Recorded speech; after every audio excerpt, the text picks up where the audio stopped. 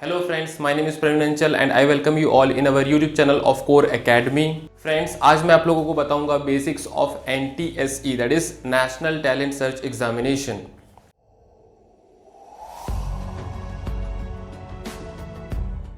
So friends, जैसा नाम है एग्जामिनेशन का NTSE that is national talent search examination, तो ये पूरे देश भर में होता है। नेशनल है ना, टैलेंट मतलब कि जो टैलेंटेड बच्चे हैं उनको सर्च करने के लिए एग्जामिनेशन लिया जाता है NCERT के माध्यम से, that is national council for educational training and research council of India, है ना। तो NCERT के माध्यम से ये जो है टेस्ट लिया जाता है और इसमें जो है बहुत सारी चीज़ें हैं जिसे हमें डिटेल में समझना है। तो जो सबसे पहला क्वेश्चन आता है बच्चों की तरफ से कि भाई ये एग्ज़ाम में कौन एलिजिबल है ना।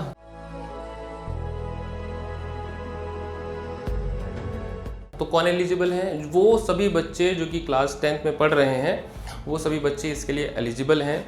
और एक चीज़ और कि आप इसे प्राइवेट तरीके से नहीं अप्लाई कर सकते, आपको इसे अपने स्कूल के माध्यम से ही अप्लाई करना पड़ता है।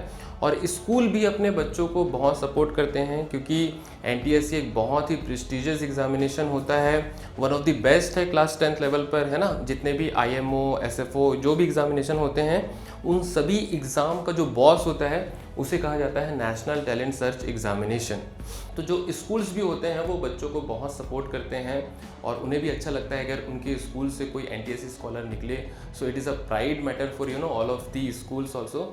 तो बहुत सपोर्ट होता है ना स्कूल की तरफ से। तो ये जो है सभी 10th जो बच्चे पढ़ रहे हैं वो सभी एलिजिबल हैं इसके लिए। जो दूसरा क्वेश्चन आता है कि इसका फीस कितना होता है ना।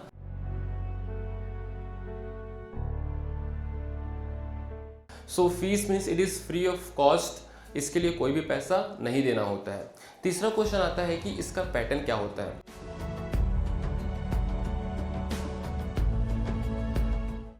सो माय डियर फ्रेंड्स, ये जो एग्जामिनेशन है वो 2 स्टेज में होता है, स्टेज 1 और स्टेज 2। जो स्टेज 1 है उसमें 2 पेपर होते हैं, that is MAT and SAT, है ना। तो MAT means mental ability test और SAT means scholastic aptitude test. Okay, so ये जो मैथ है इसमें 100 क्वेश्चंस होते हैं और सभी क्वेश्चन 1 मार्क का होता है ना। तो 100 question is equal to 100 marks. Set में भी 100 क्वेश्चंस होते हैं और इसमें भी हर जो क्वेश्चन है वो 1 मार्क्स का होता है। So in both the particular paper we have 100 questions separately and all the questions carry 1 mark, so total marks will be 100. Okay, तो इन दोनों पेपर में आपको सेपरेटली क्वालिफाई करना ज़रूरी है और इन पर्टिकुलर एग्ज़ाम को अटेम्प्ट करने के लिए आपको टोटल 120 मिनट्स अलॉटेड होते हैं, 2 घंटे का समय होता है। और इसमें एक बहुत अच्छा बात यह है कि कोई भी निगेटिव मार्किंग नहीं होता। So it is no negative marking is there. तो आप बिंदास सभी क्वेश्चन को अटेम्प्ट करिए। और उसके बाद में जो क्वालिफाइंग क्राइटेरिया होता है वो ये है कि जो SC ST और फिजिकली हैंडीकैप्ड कैंडिडेट्स होते हैं, बच्चे होते हैं, उनके लिए मिनिमम 35% और जो OBC और जनरल होते हैं उनके लिए 40%। तो ये जो है मिनिमम परसेंटेज आपको जो है वो अटेम्प्ट करना पड़ेगा। और हाँ, एक चीज़ और कि मान लीजिए अगर OBC जनरल या फिर SC ST के लिए 35 और 40% रिस्पेक्टिवली है, तो इनको आपको इंडिविजुअल पेपर में आपको अचीव करना है ना। मतलब minimum 40% in math and minimum 40% in set. तो ये रहा स्टेज 1 का। इसके साथ में मैं कुछ और आपको बताना चाहूँगा कि स्टेज 1 जो होता है ना उसे हम लोग STSE भी बोलते हैं, that is state talent search examination, क्योंकि इसे स्टेट बोर्ड कंडक्ट कराती है, वही पेपर वगैरह सभी सेट करते हैं। और ये जो एग्ज़ाम है नॉर्मली नवंबर के महीने में होता है और जो इसका रिजल्ट है वो जनवरी मंथ में आ जाता है नॉर्मली। इन केस अगर कोई प्रॉब्लम होता है, अगर कोई डेट में शिफ्टिंग होती है, then government will inform to us through notification. अब इसमें जो बच्चे क्वालिफाई कर जाते हैं वो आते हैं स्टेज 2 में। अब ये जो स्टेज 2 है ना, यही जो है मेन गेम होता है और इसे ही हम कहते हैं NTS that is national talent search examination, जो कि सेंट्रल बोर्ड कंडक्ट कराता है। और इसमें भी लगभग सेम ही पैटर्न होता है। इसमें भी मैट और सेट के 2 पेपर होते हैं और दोनों पेपर का जो टाइम होता है वो 2 घंटे का होता है। दोनों पेपर में 100 क्वेश्चंस होते हैं और टोटल जो मार्क्स होता है वो 100 मतलब हर क्वेश्चन जो है 1 मार्क का होगा। तो यहाँ भी 100 मार्क्स का होगा और यहाँ भी 100 मार्क्स का होगा। और इसके बाद में जो मैं आपको बताना चाहूँगा कि यहाँ पर कोई क्वालिफाइंग नहीं होता है, यहाँ पर जो टॉप 3000 बच्चे होते हैं उन्हीं को सेलेक्ट किया जाता है और उन्हीं को फाइनल NTSC स्कॉलर कहा जाता है। तो यहाँ पर आप देख सकते हैं कि top 3000 students are selected as NTSC scholars.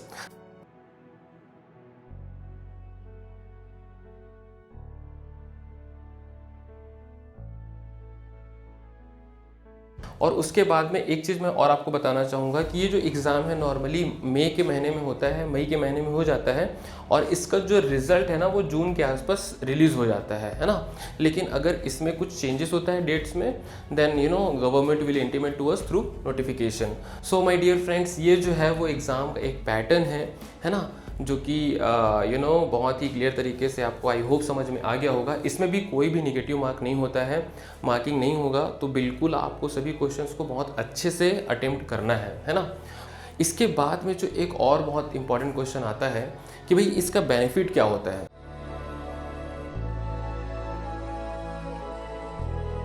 तो बेनिफिट ये है कि अगर मान लीजिए आप इन 3000 बच्चों की लिस्ट में आ गए तो आपको जो है अपने पूरे एजुकेशन लाइफ में स्कॉलरशिप की फैसिलिटीज़ मिलती रहेगी। 10th के बाद जो 11th और 12th स्टार्ट होगा तो 11th और 12th में आपको 1250 रुपीज़ पर मंथ का स्कॉलरशिप मिलेगा, है ना। उसके बाद में जो ग्रेजुएशन और पोस्ट ग्रेजुएशन में आपको 2000 रुपीज़ पर मंथ का स्कॉलरशिप मिलेगा। और उसके बाद में जो PhD डिग्रीज होते हैं उसमें जो UGC के नॉर्म्स के हिसाब से जो भी उन्होंने डिसाइड किया है वो आपको मिलेगा। तो आप समझ सकते हैं कि स्कॉलरशिप्स जो है आपको गवर्नमेंट की तरफ से सपोर्ट मिलता है इस NTSC एग्ज़ामिनेशन, जो कि काफ़ी प्रेस्टिजियस एग्ज़ामिनेशन होता है उसे क्वालिफाई करने के बाद में। और इसके साथ में एक चीज़ मैं और आपको बताना चाहूँगा कि ये एक मैटर ऑफ प्राइड भी होता है ना, कि आपको लोग काफ़ी रिकॉग्नाइज़ करते हैं that you are NTSC scholar. और अगर आप फॉरेन यूनिवर्सिटी में अप्लाई करते हैं तो फॉरेन यूनिवर्सिटी भी जो है वो NTSC जो स्कॉलर्स को सेपरेटली रिकॉग्नाइज़ करती है कि हाँ भाई आपने काफ़ी प्रेस्टिजियस एग्ज़ामिनेशन को क्लियर किया हुआ है, तो आपको प्रेफरेंस दिया जाता है। उसी प्रकार से यहाँ जो हमारे इंडिया में जो यूनिवर्सिटीज़ होती हैं वो भी जो है NTSC स्कॉलर्स को प्रेफरेंस देती हैं और कुछ सीट्स उनके लिए रिजर्व रहता है। और उसी तरीके से जब आप जॉब के लिए अप्लाई करते हैं कॉरपोरेट हाउस में, तो अगर आप NTSC स्कॉलर हैं तो नॉर्मल सी बात है वो आपको प्रेफरेंस देंगे। तो लाइफ लॉन्ग इसका जो है वो बेनिफिट आपको मिलता है। That is why this NTSC examination is very very very important. अब एक क्वेश्चन ये आता है कि भाई इसका सिलेबस क्या है, ठीक है।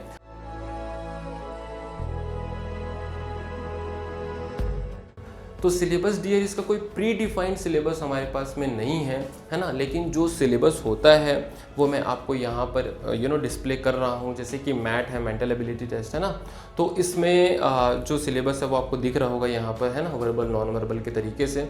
जो दूसरा होता है स्कॉलास्टिक एप्टीट्यूड टेस्ट, तो इसमें जो टोटल 3 पोर्शन होते हैं, साइंस, सोशल साइंस और मैथमेटिक्स। तो जो साइंस से 40 मार्क्स के क्वेश्चन आते हैं, सोशल साइंस से 40 मार्क्स के क्वेश्चन आते हैं और जो मैथमेटिक्स है उसमें से 20 मार्क्स के क्वेश्चन आते हैं। तो टोटल 100 मार्क्स के क्वेश्चन हो जाते हैं ऐसे। और एक चीज़ मैं और बताना चाहूँगा कि तो इस तीनों में जो साइंस है, सोशल साइंस और मैथमेटिक्स है, तो इन तीनों में जो मैं आप लोगों की क्लास लूँगा वो है सोशल साइंस। तो मैं आप लोगों को सोशल साइंस पढ़ाऊँगा और सोशल साइंस में हम लोग 4 सब्जेक्ट्स को डील करते हैं। एक है हिस्ट्री, एक है इकोनॉमिक्स, एक है पॉलिटिकल साइंस और एक है ज्योग्राफी, है ना। तो इन चारों सब्जेक्ट्स को हम लोग बहुत डिटेल में समझेंगे। और यहाँ पर आप लोगों को जो सिलेबस है वो एक फ्लैश में दिखाई दे रहा होगा, है ना। आप लोग चाहे तो उसे पॉज करके देख सकते हैं। अब उसके बाद में जो दूसरा है जो क्वेश्चन आता है बच्चों की तरफ से, वो ये है कि भाई इसका प्रिपरेशन कैसे किया जाए।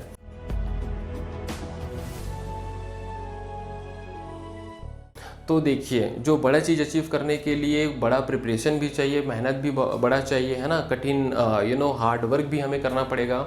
तो इसके लिए जो है हमें एक टाइम टेबल प्रॉपर बनाना पड़ेगा। जो यहाँ पर आप देख सकते हैं कि प्रिपरेशन का मैंने कुछ टिप्स और ट्रिक्स आप लोगों के साथ में शेयर किया हुआ है। ये preparation tips and tricks her examination के साथ में वैलिड होता है। तो जो आपका पहला मैं आपको सजेस्ट करूँगा कि जो आपका हॉलीडेज़ है ना, उसको आपको बहुत अच्छे तरीके से यूटिलाइज़ करना है, उसको ऐसे ही वेस्ट नहीं करना है. Holidays are like a golden days for you all, so you have to use your holidays very nicely. Holidays are like a golden days for all of you, so you have to use holidays very nicely, है ना. उसके साथ में जो unsolved papers होते हैं, अगर 5 साल का जो अनसॉल्व पेपर्स आपको मैनेज हो जाए स्टेज 1 और स्टेज 2 का, तो उसको अगर आप प्रैक्टिस करते हैं तो maximum question comes from that particular unsolved papers only. जो मैथ है, मेंटल एबिलिटी टेस्ट है, तो उसमें तो आपको बहुत बेनिफिट होता है. और जो बाकी सेट के जो एग्जाम पेपर्स हैं, उसमें भी आपको एटलीस्ट ये पता चल जाता है कि किस टॉपिक से ज़्यादा क्वेश्चंस आते हैं. So unsolved papers are very very important for all of you. और इसके साथ में बेटा देखिए, जैसे कि मान लीजिए कि स्टेज 1 आपने क्वालिफाई कर लिया है ना, इसका जो रिजल्ट है वो जनवरी तक आ जाता है. अब स्टेज 1 अगर आप क्वालिफाई कर लिए हैं, है ना, तो आपको पूरा तैयारी करना है बोर्ड एग्जामिनेशन का. अब बोर्ड एग्जामिनेशन जो है वो मार्च तक में कंप्लीट हो जाता है. अब बोर्ड एग्जामिनेशन आपने इतने अच्छे से कवर किया है कि 10th तो आपको बहुत अच्छे से कवर हो गया. तो जो अप्रैल का महीना होगा ना, उसमें आपको जो है बहुत अच्छे से प्रैक्टिस करना है 9th का, और जो 6th 7th 8th का भी होता है, उसको भी आप बहुत अच्छे से प्रिपरेशन करिए. लेकिन जो मैक्सिमम क्वेश्चंस आते हैं ना, वो 9th और 10th से ही आते हैं, है ना. अब इसके बाद में जो मई का महीना होगा, उसमें तो आपको एग्ज़ाम दिलाना ही है. तो एक बार फिर से मैं रिपीट करता हूँ कि देखिए, नवंबर में एग्ज़ामिनेशन होगा, जनवरी में रिज़ल्ट आ जाएगा. अगर आप क्वालिफाई करते हैं या नहीं करते हैं, तो भी आपको कम्प्लीटली 10th बोर्ड में फोकस करना है. अगर आप क्वालिफाई कर जाते हैं तो मार्च में जो है वो एग्ज़ामिनेशन कंप्लीट हो जाता है, और उसके बाद में अप्रैल का महीना आपको बहुत अच्छे तरीके से 9th की स्टडी में और जो लोअर क्लासेस की स्टडी में देना है, क्योंकि 10th तो आपने ऑलरेडी बहुत अच्छे से कवर कर लिया बोर्ड एग्जामिनेशन में. और मैं एक चीज़ और इसमें ऐड करूँगा, maximum question comes from 9th and 10th, है ना. तो 9th और 10th को बहुत अच्छे से आपको स्ट्रांगली प्रिपेयर करना है. एक चीज़ मैं और आपको बताना चाहूँगा कि ये एग्ज़ामिनेशन सेकेंड लेवल का बहुत कठिन होता है ना. मतलब कि इसका जो स्टैंडर्ड होता है वो काफ़ी एडवांस होता है. तो इसका मतलब ये नहीं कि आप 11th 12th का बुक पढ़ने लगे, नहीं. जो आपका 10th तक का है, मतलब 6th 7th 8th 9th 10th, तो यहीं से क्वेश्चंस आते हैं, और इसी को आपको बहुत अच्छे तरीके से डीप में पढ़ना पड़ेगा, स्पेशली 9th और 10th को. अब एक क्वेश्चन और बच्चे पूछते हैं कि स्टेज 1 और स्टेज 2 में क्या डिफरेंस होता है, ठीक है. तो स्टेज 1 आपने देखा होगा कि यहाँ पर जो है स्टेट बोर्ड कंडक्ट कराती है. मतलब यहाँ जो आपको बुक्स वगैरह पढ़ना होगा, वो स्टेट बोर्ड का जो बुक्स होता है ना, उसे आपको प्रेफर करना पड़ेगा. जैसे मान लीजिए छत्तीसगढ़ है, तो छत्तीसगढ़ बोर्ड का जो लोकल रीजनल बुक्स हैं, उसे आपको 9th-10th लेवल पर पढ़ना पड़ेगा, क्योंकि यहाँ के जो हिस्ट्री बेस्ड क्वेश्चन होते हैं, ज्योग्राफी बेस्ड क्वेश्चन होते हैं, वो ये जो स्टेज 1 है, स्टेट टैलेंट सर्च एग्जामिनेशन, तो इसमें जो है वो लोकल क्वेश्चंस आते हैं, है ना. तो इसको आपको बहुत अच्छे से देखना पड़ेगा. तो इसमें थोड़ा सा आपको एक्स्ट्रा मेहनत करना है. लेकिन जैसे ही आप स्टेज 2 में आएंगे, तो यहाँ का जो बुक्स वगैरह होगा, वो जो CBSE रिलीज़ करती है, उसी CBSE के बुक से आएगा. तो यहाँ पर आपको ज़्यादा प्रॉब्लम नहीं होगा, बट यहाँ पर आपको स्पेशल केयर करना है. So that is all about this particular NTSC national talent search examination. If you have any doubt, problem, confusion, you can ask to me. I'll teach you social science in this NTSC, in which I'll teach you history, geography, political science and economics. The things are very interesting. We will enjoy together. So we will meet you in the next video. Till then, bye bye. Take care of yourself. Thank you.